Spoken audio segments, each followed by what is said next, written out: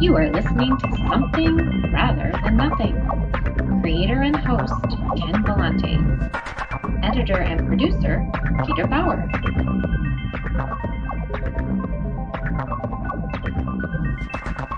Hello, this is Ken Vellante, host of Something Rather Than Nothing podcast, and this week we have a podcast with Jack Kent, sketch artist, cartoonist, known recently, for his Sketchy People collections in individual Sketchy People drawings, which capture the mostly the fascinating and interesting visuals you can find in Portland, Oregon, and other places. I think it's pretty universal. But a really great conversation with him about that and about music. He has a lot of revealing things to say, and we actually talk a little bit of Twin Peaks. And the show episode practically starts with an exploding penis story, a true story, a shocking story. And I'd have to say that it remains sketchy.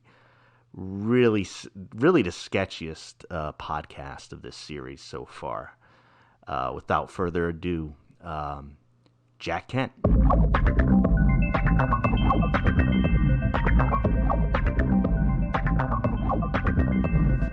There's an independent zine and comic show in Portland this summer where I met Veronica Casson, and I knew Ethan Slayton, who was there as well. So Jack, you're like, it comes in threes. You're the third one from that convention.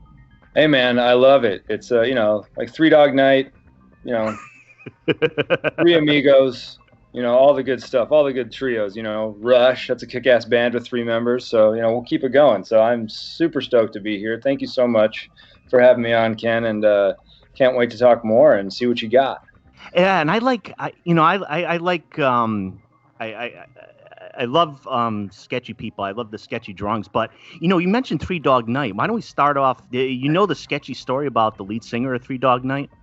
Remind me again. I know it's something interesting, but, I've got so much feedback through the ears over the years. And, I'm going to need a refresher on the good old Three Dog Night. The lead singer for Three Dog Night was having so much sex that his penis split in half. That sounds like something out of Hellraiser, and I'm actually very frightened by that. Yeah, and he was repaired and everything, but so I mean, we're talking sketchy stories, sketchy people, right? So I mean, once you mentioned Three Dog Night, I'm like, I don't know if I'd have an opportunity to drop that into the podcast. Yeah, it's really interesting. I mean, with that type of story from the lead singer, I wonder where one is the loneliest number. I mean, that's a very weird mathematical equation, having so much sex in a band called Three Dog Night, and then one of your biggest hits is one. And yeah, that's sometimes sketchy stories take a sketchy ride, and that sounds like one of them. That there's a lot of sketchiness involved with them, but of course, the name of your series, Sketchy People, which when I met you, I was looking through it, and I just love. And if in general, I was just wondering if you could describe just like what you're doing with the series, why you said, "Hey, I got to start this up," and just I call it a project. I don't know if you do, but how did you start the project? Yeah, it's a project that landed in my lab by accident. I was on the Max train, and there was a gentleman on the train, and he was just kind of being sketchy and talking weird and playing a video game, and what he said was just something I had to jot down. It was such a weird moment, and then I got that drawing out, and then all of a sudden I kind of saw somebody else, and I had to draw them, and then I got about a stack of 5 or 10 drawings, and then I realized I think this is a series. I think this is a project, and then the more I people watch and the more I draw them, my little radar comes up, and my sketchy radar is out there, and I'm looking around corners, and I'm listening to conversations and just seeing if I can hear anything kind of obtuse and out of the ordinary, and then sketch it out and share it with y'all. And of course, the sketches that you do and what you capture, is that been mostly in Portland, Oregon? Yeah, it's primarily in Portland. I also travel quite a bit, and Sketchy has no boundaries. It's got no borders. So I was down in Grand Cayman recently and saw some down there. Been to New York and saw some over there, and went down to Joshua Tree this earlier on this year and saw some down there. So, it's even my family I've sketched my family members. Nobody's safe. That's why the tagline is "You could be next." So, if you're out there, I might find you. Yeah, I saw that initially, and it gave me pause to approach you because I wasn't quite sure. But I realized in thinking about Sketchy People that I did stay in a job for quite some time that I enjoyed. And one of the reasons why I enjoyed it, I worked about 5 or 6 years in a grocery store. And the grocery store, at least where I worked, and what you would see in a grocery store is just, I found it to be unparalleled, the sketchiness. And let me add this one. I worked third shift as well, which was a 24-hour store. So 3 a.m. in the morning, and the donut run at 3:30 a.m.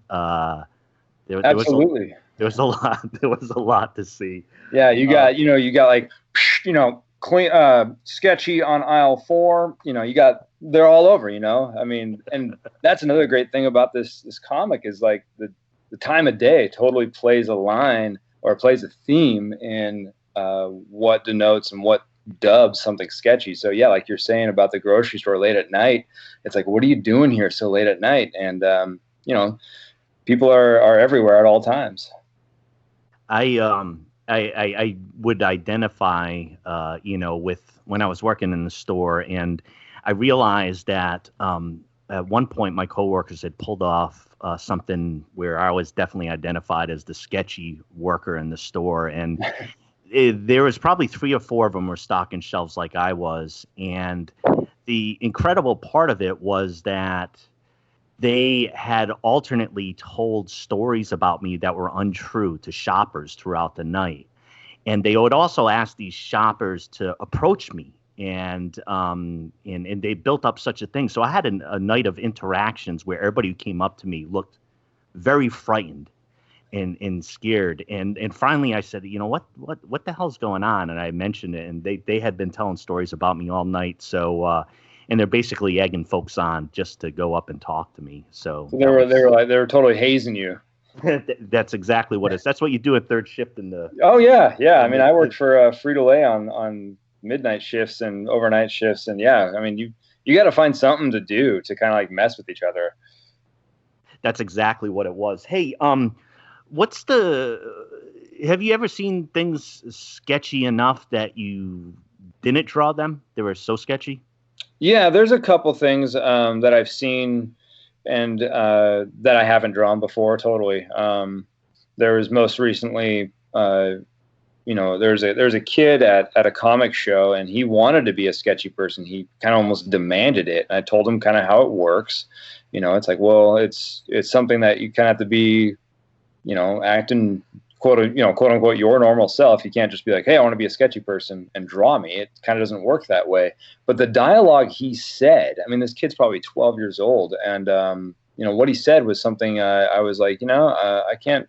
It became sketchy. It became too sketchy. It was like this kid just went from 0 to 100 in a tenth of a second, and I was like, wow. So that was an instance where I couldn't draw that. But yeah, they're out there every now and again. You went 3 Dog Night on you. Yeah, he did, and I had to decline. I had to decline drawing it. And was there another instance where it's kind of just like the type of thing you're like, oh, there's just too much? Yeah, usually, I mean, it's more of like a humanity thing and a morality thing that I've seen a lot of people. Like I was just down in Salem, Oregon today, and I was driving, and there's this guy. And he had like 3 shopping carts stacked up, And my main question is that I ask myself is, does this person want to be doing what they're doing? And if I can sit there and kind of look at him and go, I highly doubt this guy wants to be pushing 3 carts the way he's doing it. And those are usually my guidelines of, I'm not going to draw somebody that's what that might be struggling, or that they're not in quote unquote total control of their environment and what they're doing. So those are the ones that a lot of people will go, oh, have you seen this like homeless guy and he's da da da da? And I'm like, I've seen him, but he probably doesn't want to be doing that, or she doesn't want to be, over there doing that. And those are the ones I won't draw. But of course, if you're only seeing somebody, if they're acting weird, you don't know if, what might be going on. So it's kind of a fine line for me to pick out who I draw. Yeah. And so about the process, right? So you see, you see somebody, you want to capture it, and do you like, how do you go about that? I mean, do you kind of like get into a position where you can like not be seen and seeing that you're drawing them, or like how do you end up capturing what you want to capture about what you see? Excellent question. This is one that gets asked probably the most. And so I'll start with the 3 criterias to become a sketchy person in my comic. And that is, it could be what you're doing, it could be what you're saying, or it could be what you're wearing, or a combination of any of those. So usually if it's what you're saying, I can remember that quote, and I'm going to be drawing that sketchy person, not so much what they look like, but I'm going to capture the mood and put their dialogue in the comic. If it's something that they're doing, usually I can remember what it was that they're doing, and I can do a drawing that captures what they were doing. The hardest ones is what somebody's wearing, because that's going to be usually high detail, and that's going to take more time. I can't really just sit down and start drawing somebody. So if I can, I will ask them if I can just photo them and say, hey, I do a comic. It's about people watching, and I love your look. And everybody's been super responsive and been happy about it. So those are kind of the criteria and the steps that go about creating a sketchy person. Oh, thanks for that. I could see how that question would come up, given the unique nature of what you do. And I was really interested in figuring out how you pulled that together. So, Jack, when we first met, I think we both have Twin Peaks tattoos, Owl Cave tattoos. Yeah. We met at the show over the summer in June. Yeah, absolutely. And Twin Peaks fans are. I mean, you know them, and you know how they can be. And I'm from the East Coast originally, and when I first started watching Twin Peaks, it was very or even more so, more otherworldly for me, because it was a very different topography and land and place. And I've always been drawn to the Pacific Northwest, and there are elements of the show, in my opinion, that where Twin Peaks is just Twin Peaks. Parts of it is surreal and it can appear anywhere, but there are parts that feel for me to be very steeped in the region. Now, given your love of Twin Peaks as well, do you end up ever seeing anything that seems inspired by Twin Peaks, or anything that just harkens to that in your mind when you see it in town?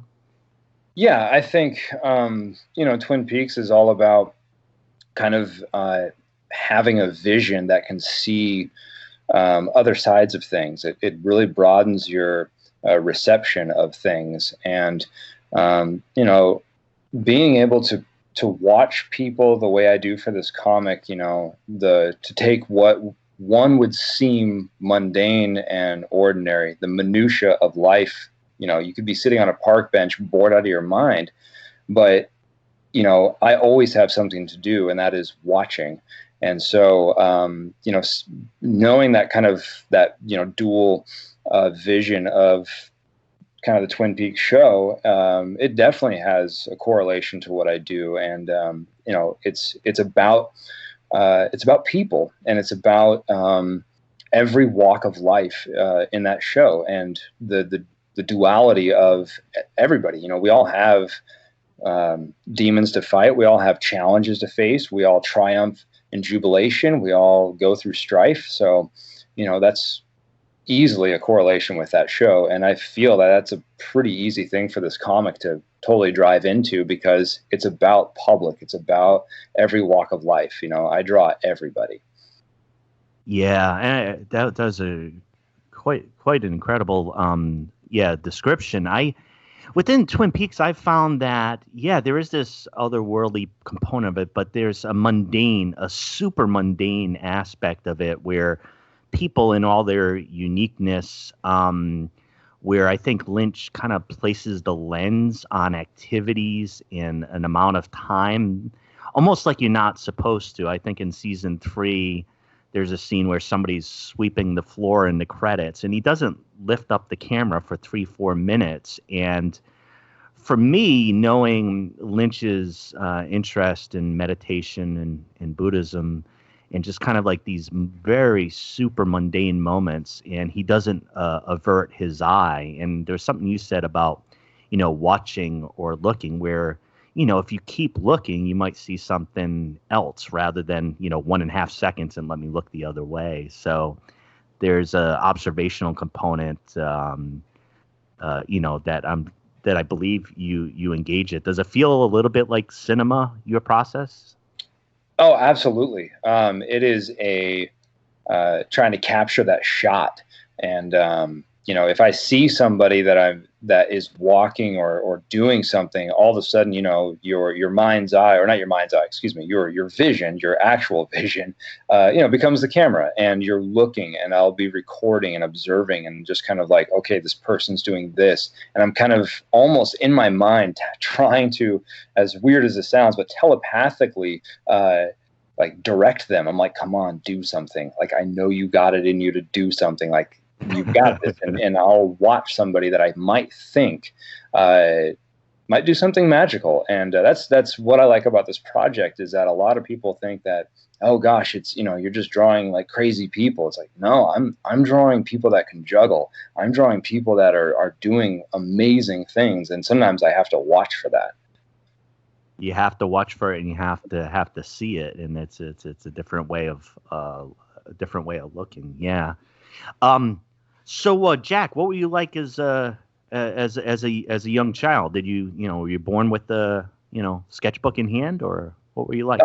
Luckily, my mother is a fantastic artist. She's a fine artist, a painter, a doll maker. And when I mean doll maker, it's very dark, bones and driftwood. Growing up on the Oregon coast, we used just a lot of things that were around us. So started drawing at an early age because she was always creating.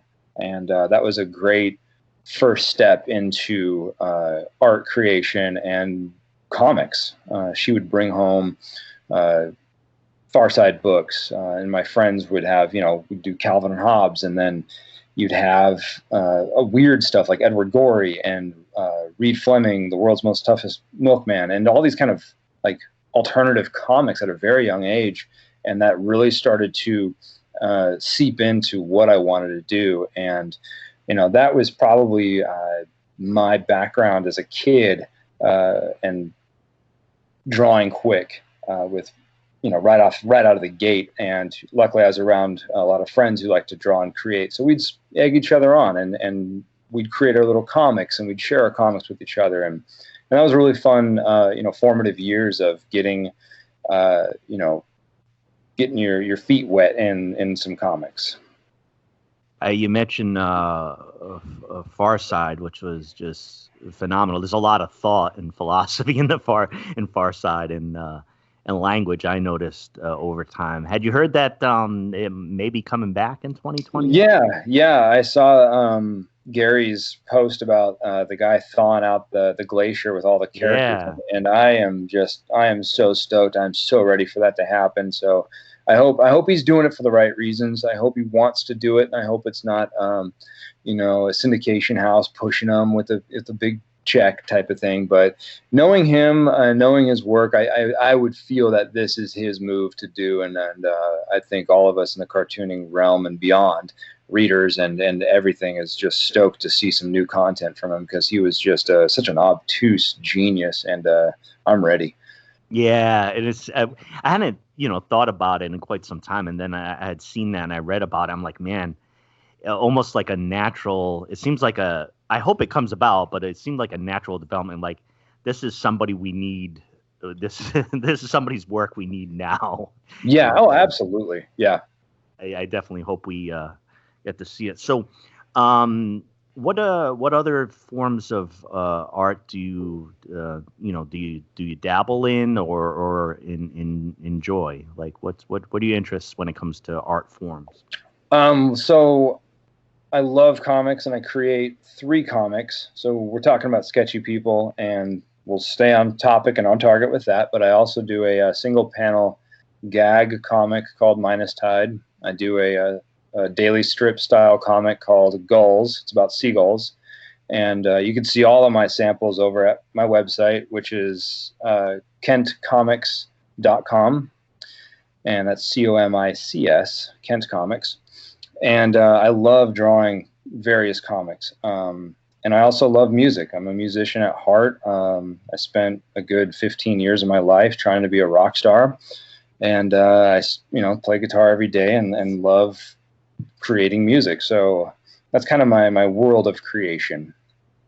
Yeah, and thanks for mentioning the other work that you do. I think I always want to inquire about, when I see artists.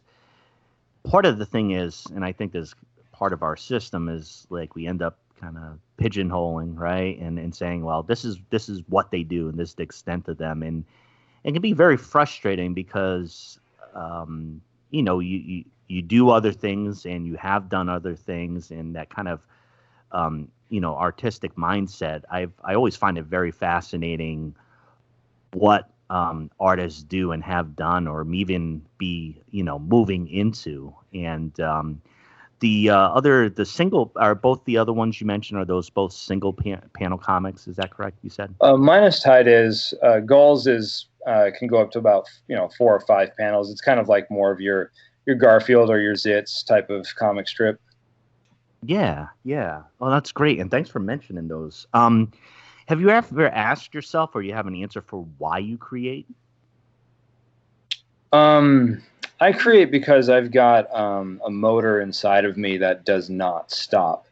And I create because I want to do it for myself first, and I also want to make people laugh. So that's why I want to create. I want to create a product that somebody could look at and escape what they're doing for, even if it's a split second. That's why I create.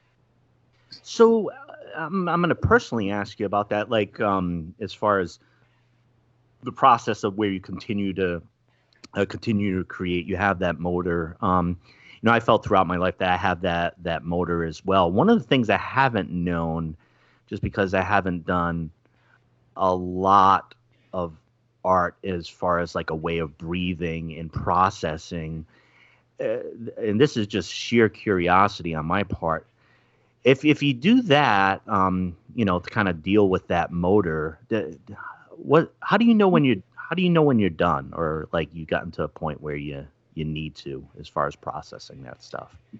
That's a really good question. I think, knowing the motor thing for me, the drive to do it it's for me first. And I keep telling myself that. And it's a nice spot to be in, because as long as I'm having fun with it, and as long as I like what I'm doing, I'll share it with people. And if people want to come along the ride with me, more the merrier. But even if it was just for me to do it, it's cathartic. And that's, being satisfied in a cathartic execution of art is what I strive to do.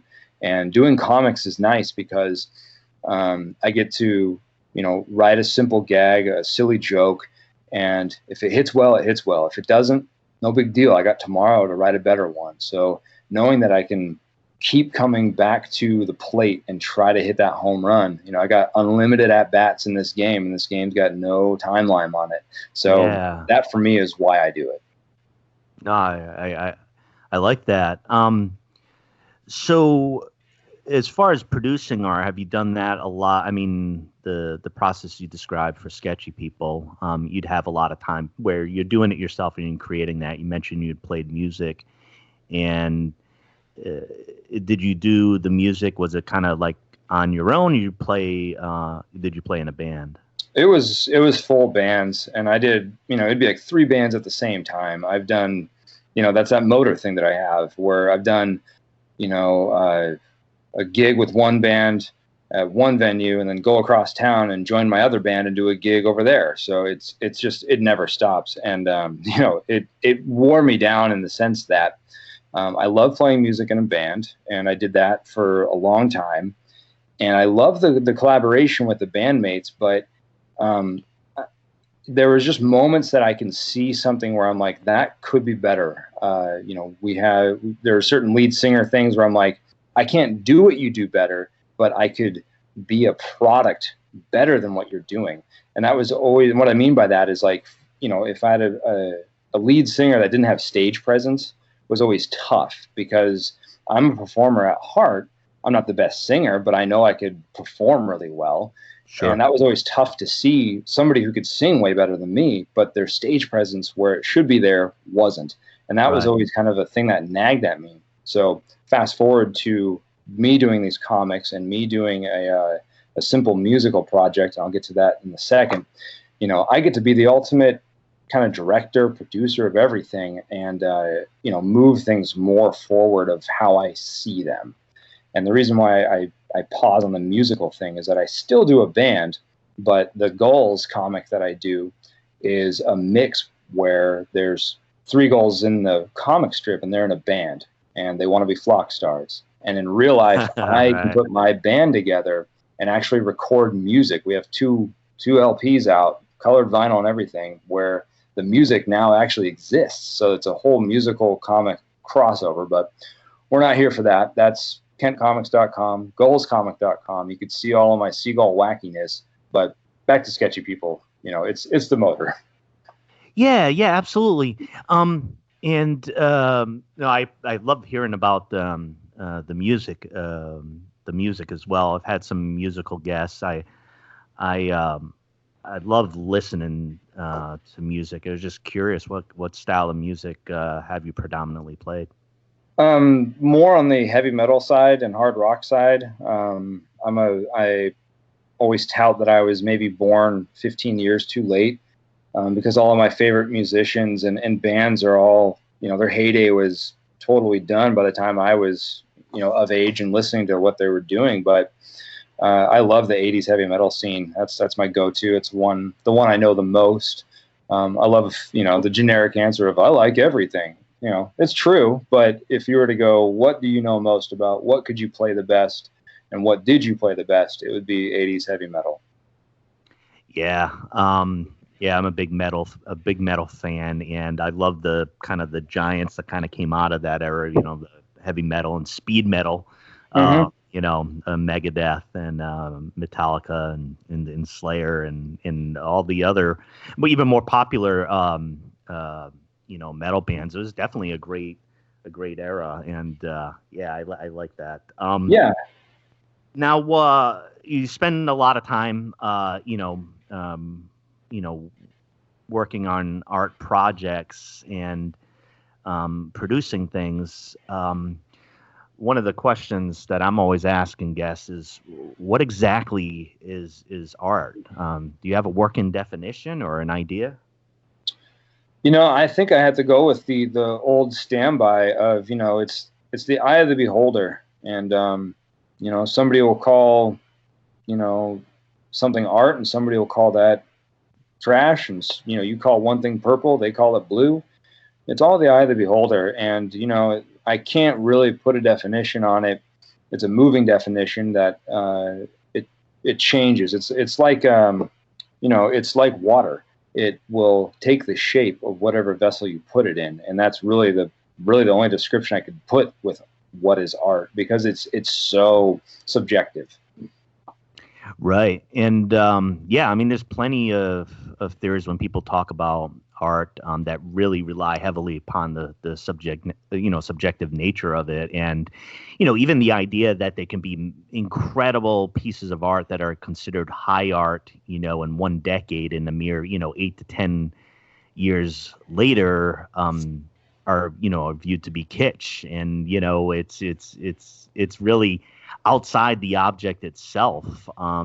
I think when I was studying philosophy of art formally in a class, we had Saturday Night Fever, which at the time was meant to be kind of like this big kind of like quasi tragic, drama that's based around, the disco.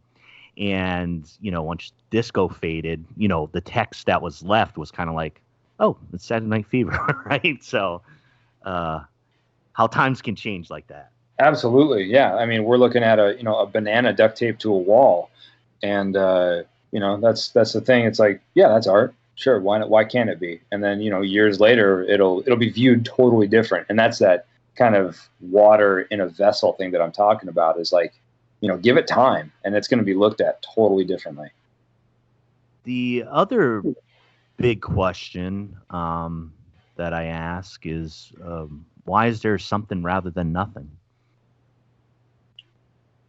I would say, I mean, yeah, that is a big, that's not a big question. That's a heavy question, man. I got to lift with my knees on this one.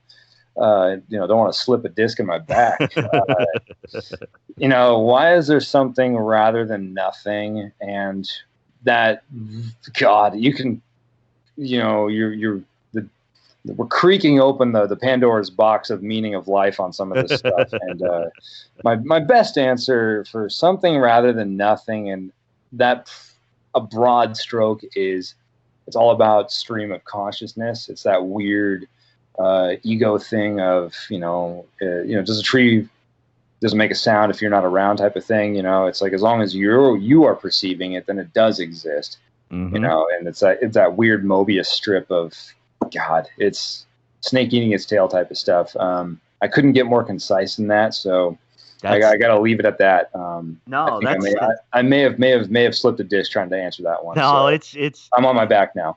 It's good. It's a fun one to knock around. And actually just this past week, I was thinking about the question itself. I mean, there's religious tradition within the Buddhists, or like philosophical traditions, that would even reject the question, or would just quite simply say there isn't something to begin with. It's all nothing. And that, so like the answers themselves, I mean, I started to think of a couple answers that would like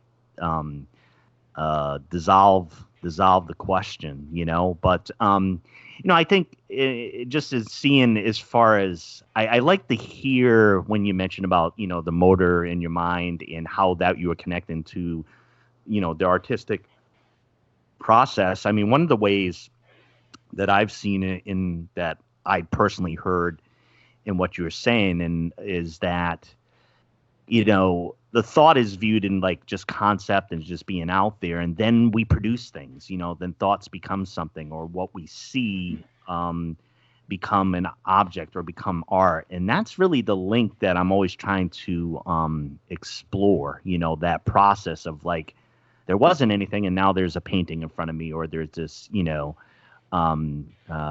sketch that you would do that depict a particular time and place, and it's something worthy of attention, it's an art piece that's worthy of attention. So I put this podcast out about once a week, and in just some of the more recent episodes, I've been asking guests if they could think of somebody they'd like to hear answer, these questions, or these type of questions, somebody you're interested in as an artist or a creator. Do you have somebody in mind? That's a good question. I mean, are you talking like large stage, or are you talking like local scene? Anybody. I love, I like hearing from the local scene, because that's, to me, that's the most grounded group of people. I feel that that's the ones, we're the people that are out there doing it. So let me get to your question. To make a long story boring, I think, there's so many artists out there. I mean, in the Portland scene, I think, there's street art people that are doing great things. You've probably seen the RX Skulls out there. There's Shannon Wheeler, who's he's pretty big, but he's also got that kind of foot in the in kind of the grounded level, as well as some good success. So he's kind of a good bridge. I like a lot of my friends that are working out there and busting their butt. There's just a lot of people doing what they do. I hate to be vague about that, but I think just getting out there. I mean, for me, a local idol that I follow and have followed for a long time is Shannon Wheeler, and I'd probably say that'd be my answer. Yeah, that's great. And even with these questions, for me, there's always a piece where it's like I'm really interested just to listen and to learn. And part of it, just when you're answering that question right there, I've had a couple people mention to me and say, one of the things you need to do is kind of whenever you can, but kind of like a little bit more exploratory, a little bit more towards the street, a little bit more towards local, or somebody who might not view themselves as an artist or something that they're doing at that time as being artistic, but you see it that way, and to delve into that. And your answer helps really just kind of prompting that in my head, because in doing this show, the questions are the questions. Like, I don't have any other, like, there's no aim, like, not in a bad way, but there's no aim or angle. It's really exploratory. And just you mentioning just grappling with that question, I started to think, what about somebody who's there just not expecting to be like, hey, I'd like to ask you this question, be interested in being on a podcast. And so I really appreciate your answer too. And I'm going to look up some more of Shannon. I had seen some things and heard the name, but I'm definitely going to look more. And yeah, he was at the show that we met at. Oh, okay. Yeah, he was there. He does Too Much Coffee Man. Oh, yes. Yes. And he reminds me of one of my. I like his work a lot because it reminds me of comics of yore, and just that old school style of just amazing, pen cross hatching, amazing use of blacks, amazing just cartooning style, and a kind of weird humor. And I've liked him a long time. Yeah, and thanks for that. Jack, you had mentioned your website, and I just wanted to kind of give you the opportunity to let listeners know, what, how to come in contact with you, or what way to come in contact with you in the work that you're doing. The website's one, but this is for you. I just wonder if you want to say anything directly to the listeners as far as, projects you're working on, ideas, or, ways to come in contact with what you're up to. Sure. Yeah. I think the best way to get a hold of me and to stay up to date with all of my tunings is Instagram is the number one best way. I'm on there all the time posting new things. So you can find Sketchy People via Sketchy People PDX. You can find my Gulls. The Seagulls are on Gulls comic strip. And then lastly, you got Minus Tide at Minus Tide Comic. And then to get the whole swath of all of my art, kentcomics.com. And kentcomics.com also has the store where I hold everything. So if you want to order Minus Tide, Gulls, Sketchy People, vinyl albums, you can do it all right there at kentcomics.com/shop. Yeah. Thanks, brother. I mean, I really look forward to dig into some more of your material. One thing I wanted to mention too is one of the guests I've had on the show, Joanna Valente, who's a poet and she does drawings and such. But when I was interviewing with her, she was talking about her Killer Bob poem collection, and that's actually going to be coming out next year. So the basis of all the poems in the collection are about Killer Bob from Twin Peaks. So, oh, awesome! something to keep on the radar. But we've been talking to Jack Kent. It's been a pleasure to talk to you. I appreciate your humor, your insights. I've learned a ton just chatting with you here, and I really want to thank you for your time and your great observations and thoughts. And thanks for being on the podcast. Thanks, Ken. Yeah, love being on, love sharing, and talking shop is talking shop, and I could do it for hours. We all could, but nobody wants to listen to us for hours. So thanks everybody out there for listening. If you made it this far, congratulations, and hopefully you find more fun stuff out there too. So I appreciate the time, man, really do.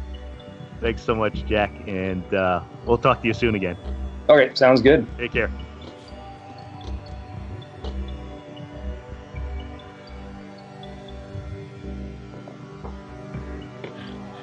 You are listening to Something Rather Than Nothing.